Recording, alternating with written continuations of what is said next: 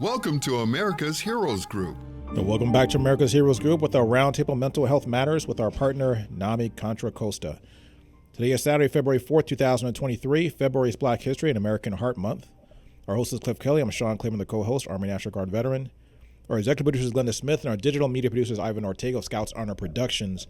And we have our partner back on the line. That is Gigi Crowder. She's the executive director of NAMI, Contra, Costa in California. NAMI is the National Alliance of Mental Illness, an advocacy group founded by family members of people with mental illness. He has a panelist today. That is Horacio S. Jones, senior pastor of Family Bible Fellowship, president and CEO of Tri-Cities Community Development in Newark, California. How you guys doing? Doing well. Thanks. So we're going to talk about training to become mental health friendly using faith-based curriculum in the Black church. So tell us, how do you use faith-based curriculum, and how is that being used to train people to become mental health friendly? So I guess back this up. What is mental health friendly, first of all? Well, I'll let Pastor Jones answer that question. I sought him out as I was working for Alameda County Behavioral Health Care to make sure that we were meeting the needs of African Americans who were in need of mental health supports, who first turned to their faith leaders when they were in a struggle. Pastor Jones, you want to answer that question? Yes. So mental health, first of all, thank you so much for inviting us this afternoon, this much-needed dialogue and conversation regarding mental health within all communities, and particularly here in the month of February, the African-American community. And so mental health-friendly communities is a comprehensive grassroots program and strategy of providing services, partnership, and collaboration between the African-American faith community, and then secondly, also with those who are providing services, mental health services to the African-American faith community, and behavioral health care departments throughout the state of California and throughout our nation. It's comprehensive in that it does not focus on just one particular stakeholder group, but all three that have a direct impact on eliminating stigma as it relates to mental health, and then also improving outcomes for the African American community, and particularly as Gigi mentioned, the intersection of faith and mental health. All roads lead through the African American faith community, and so we work with faith leaders, we work with congregants, we work with providers within the faith community, so that we can build a bridge that enables us to have to connect the clinical approach and the spiritual approach to mental health to improve outcomes within our community. And we do so one congregation at a time. Wow. So how effective has it been so far to be able to use the church as a mechanism or a vehicle to train people about mental health? It's been very effective. We have had contracts with the various counties in California because in doing the work, and as we're doing now with Cal Hope, when individuals pick up the phone and call seeking support, one of the number one things they request is, will you pray with me? And so generally, mental health systems haven't allowed one of the most essential tools, which is a relationship with faith and a belief that a part of the equation to healing is also embracing faith-based principles. So we've been able to look at why our African Americans experience such health disparities.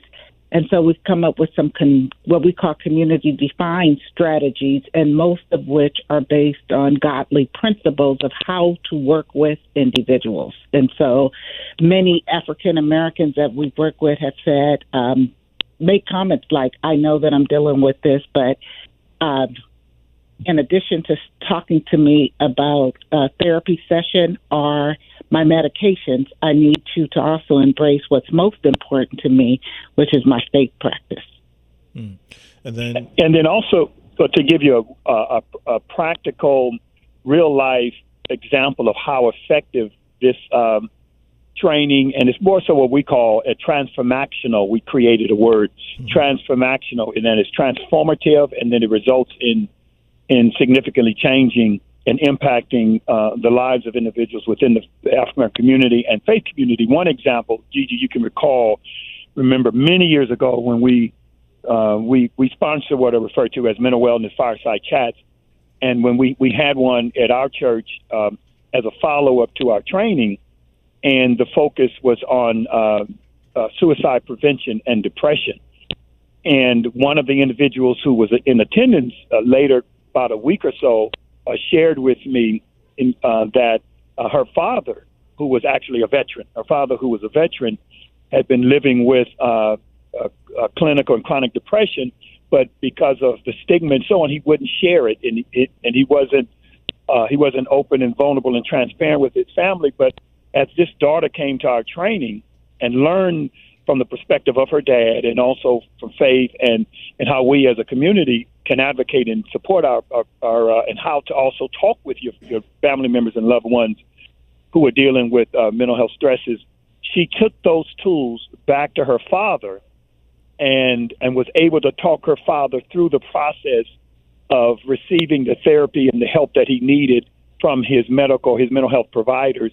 And she felt and was convinced that without that training, she potentially would not have had her father with her to that day. Wow. Now, Pastor Jones, you understand faith, from a perspective, a Christian perspective. Is this open to other faiths? Particularly, in the African American community, there's a large Muslim population.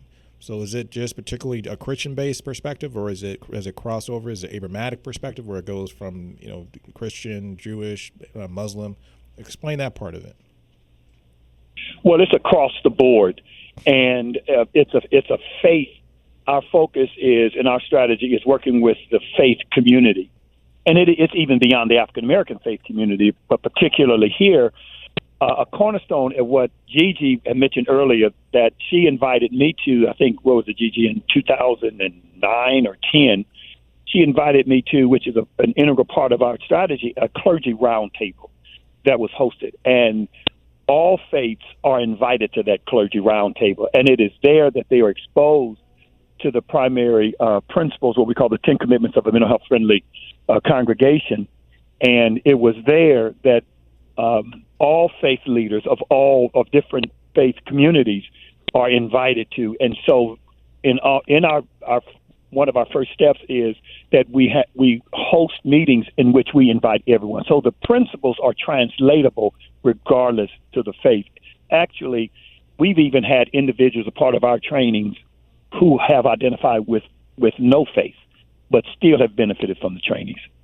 So that brings me to my next question, which was the tie-in to begin with. But how does, as a pastor, how can you explain what faith is and how it affects the mental part of trying to improve your health mentally, physically?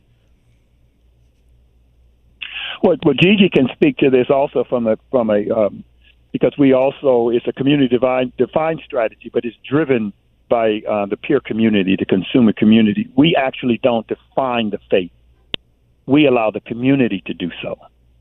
And then without violating any of the principles and the tenets of their faith, how can you incorporate the principles that we're teaching?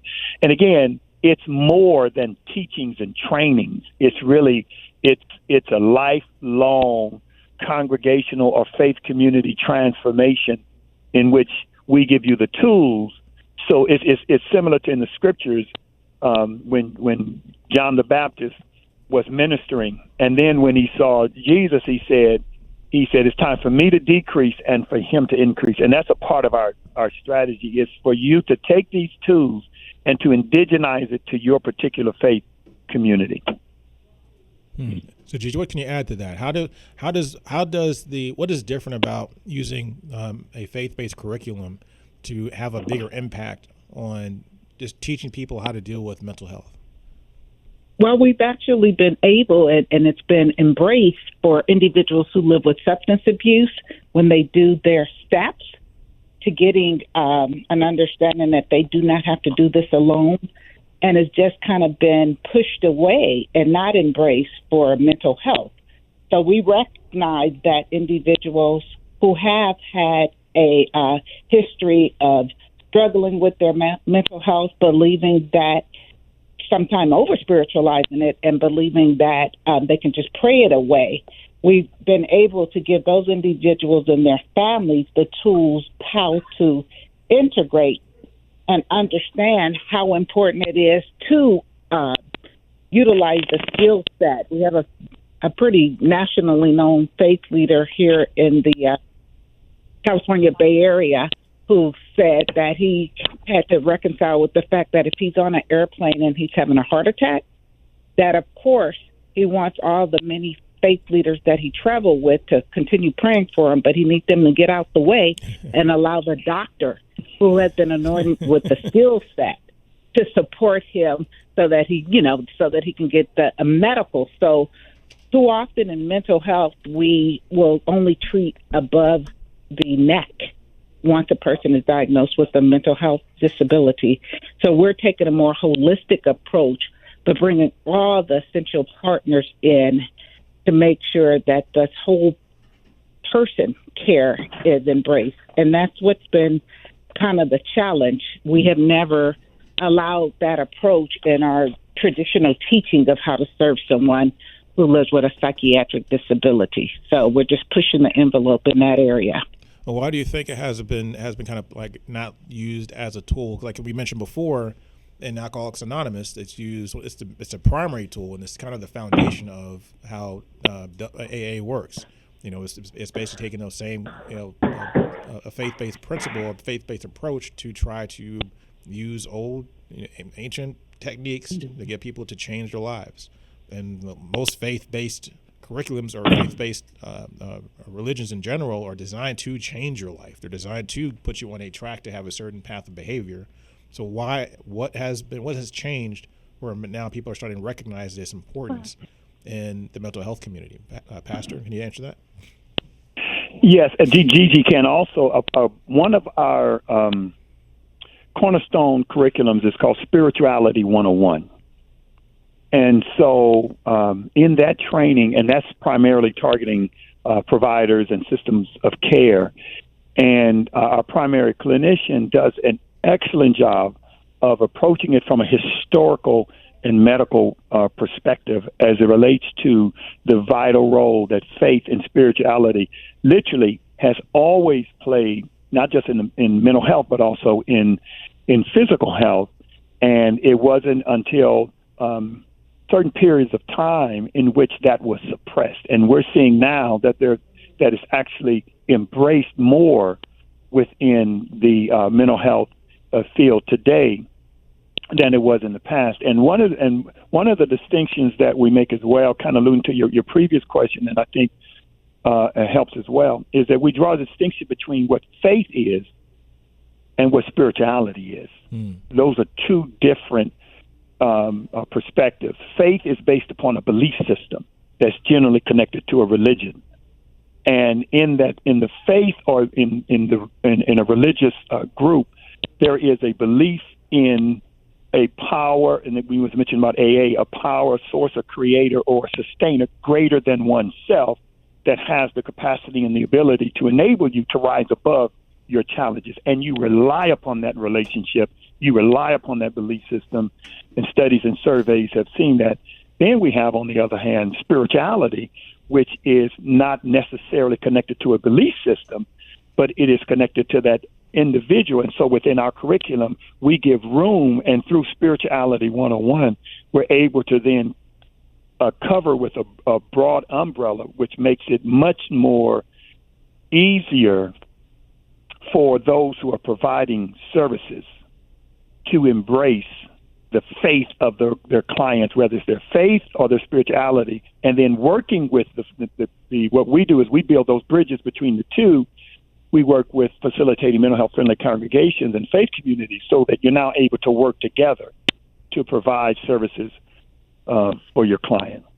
Now, Gigi, can you tell me a little bit more about how you help nonprofits? Because I think that's really, really critical, because when you're dealing with an individual, that person can go in and embrace it.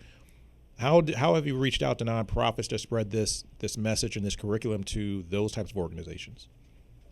So while I was working in Alameda County in the Bay Area, I was able to support an effort around reducing disparities for the African American community. So we knew that once we released our report, which is the African American Utilization Report, and we knew it had a strong connection with working with the faith leaders, that we wanted to have an opportunity to have nonprofits. So those who, as Pastor Jones said, were delivering the service have an opportunity to learn the community-defined strategy. So we were able to actually give a $1.8 million innovation grant that then allowed for continued community learning. And so we would go to the nonprofits that contract with the county systems and allow them to, through the lens of reducing disparities, understand the important role faith and spirituality plays for the African American community, 88% of whom identify as Christian, but with a desire to have that be included in their treatment planning. So we were able to do that. In California, we have a California Mental Health and Spirituality Initiative where our behavioral health directors across the state have acknowledged, and we did surveys for those directors, and 92% of them said that faith and spirituality should be included as a resource for reducing disparities and embracing the cultural differences. So that was across the board, not just specific to African Americans. So once you got the leadership, the decision makers on board with you, you didn't brush up against any of the conversations that often come up around separation of church and state. So tell me this: how can churches and not-for-profits get your curriculum or learn your curriculum so they can use it in their churches? That's Pastor John's website, if you want to share. Yes, the one of the first, if we're allowed to give our email address, so that would be for sure. Go ahead. Okay. So it's Mary, Harry, Frank, Charlie, MHFC at Tri-Cities, CITIES, C as in cat, D as in dog, C as in cat.com. So that's the best way. Mental health friendly. It's MHFC at Tri-Cities, CDC.com. And then, of course, NAMI nationally has a faith net. So at NAMI, they've been very progressive of recognizing the role faith and spirituality plays, not just for the peer, meaning the person who lives with mental health, but also the family member. So for many years, they have embraced the opportunity to have curriculum that would move the conversation forward across the nation. Wow. And each of us. Yeah. How long is that curriculum? And is it something that you have to do over and over again, or is it like a one class or one session type of curriculum? Well, what generally happens is we will approach a faith community, get the buy-in first from their faith leader, because that's really important. We call it the power of the mic, because misinformation across a pulpit can be very damaging. So once we get the faith leader and his team to commit to having a ministry team focused on mental health, and then they're following what we call our 10 commitments to becoming a mental health friendly faith community, then we're able to then move them through a process where it's a train the trainers model. We certainly can't be at every, location and sticking there for long periods of time. We have to have the individuals already there be able to continue the effort. So we've been in a position where in some counties we've been able to give grants so that those faith centers can look at the important key months, whether it be February. For the second week of February in California is Mental Health Awareness Week for African Americans. And so that's when a lot of activity. And then, of course, May is Mental Health Awareness Month. And that's when a lot of the faith communities will lift up their trainings and retreats, et cetera, with a focus on mental health. And then also October, the first Tuesday of the first full week is, of course, Mental Health Day of Prayer. And some faith centers will definitely do some work on that day. So they continue to teach and learn throughout their community, but the expertise is actually usually already found in the church, because you're going to have someone who lives with it, you're going to have some clinicians there, and you're going to have family members who understand mental health and can dispel myths and stereotypes and replace it with accurate information. Our Mental Health 101 training goes through the most common mental health diagnosis, but we share with people, you will not leave here a subject matter expert able to diagnose anyone, but you'll carry more compassion and understanding with the knowledge you'll gain about the diagnosis. And do you find most congregations, when you go to approach them about using healthcare system and teaching them about what's going on inside the mind using science, is there a lot of pushback because they might say, well, no, I'm just going to pray it away. I don't need a doctor to do it. I'm just going to pray this away, make it go away. Do you see is there any kind of cultural abrasiveness when it comes to that? Because you kind of hinted to that a little bit, Gigi. Do you see that? When we first started doing the training, we did have quite a few people who would sit back with their arms folded and were not necessarily embracing the idea. But I always ask people, anyone who has this belief that there should be a separation of church and state, please reach in your pocket and give me everything in there that said, "In God we trust." And no one has ever given me a nickel. So we understand that we have to do the education. We don't proselytize. We're offering tools. And so in hospital settings, if you're going to be admitted, generally it's not called JCO anymore, but it used to be called JCO. They actually have to ask the individual in an inpatient setting what is their faith practice. And then they're thinking if anything goes wrong, we'll get someone from that community to come and offer ministry and counseling to the individual. We want that same level of concern and support in the mental health community. Mm-hmm. And also within the faith community, there are three areas that we address in our training. One is the over-spiritualization, trivialization, and demonization of mental illness within the faith community.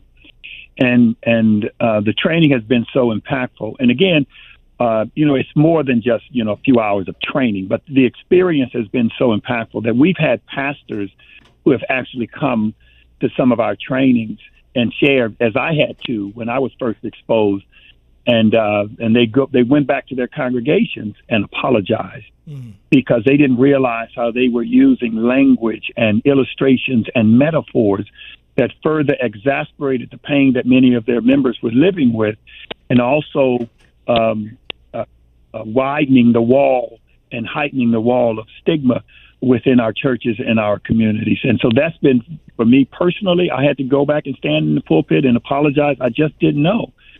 And so we've seen that initially sometimes within our congregations, and just about all of them, because of the misinformation, not truly understanding what it is and what it isn't. And then as they go through the training, it's like aha moment after aha moment that ultimately impacts the well-being of our congregant community. So like the Bible says, go ahead.